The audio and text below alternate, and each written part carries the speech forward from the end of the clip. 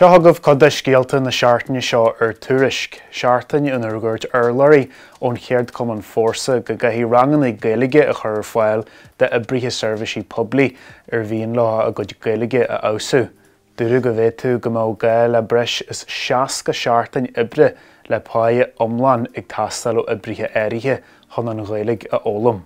Thug rinn na Gaeltarta le fis an seachtain seo nach bhfuil gnithe den reachtaí ach teanga chuir a bhéim thó gasta agus a bhí siad asúil leis, ach dúirt siad go bhfuil siad agsúil go ndeantar dal an tasaí an bhliain seo againn.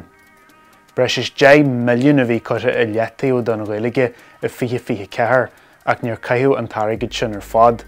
Dúirt urlairí ón rinn go raibh obair leanúnach ar bun i dtaca le chuir a bhéim iomlán ach na deangatha oifigiúla a rithú i fiche héin.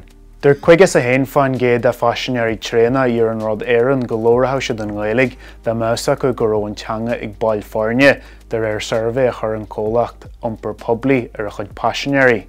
Dúirt seascas a chuig fan géad a lucht freigartha an turvey go mraithinn siad an dearfa faoin Gaeilge a chluisteáil a lóirt ar an tréin. Bé féle mór na ngéil ar siúla mé fearste ag deireadh na mísa seo agus dúradh go nglacha iscin 1000 omathar páirt a go mórtais ardain iritas na saona an líon is smó i riamh. Dúirt ceannasaí an iritas marín na chonatha nach mé an tiritas i mé fearste an bhliain seo againn agus go bhfuilí an éile ar chealairne a ganda cheirí a fiche sé.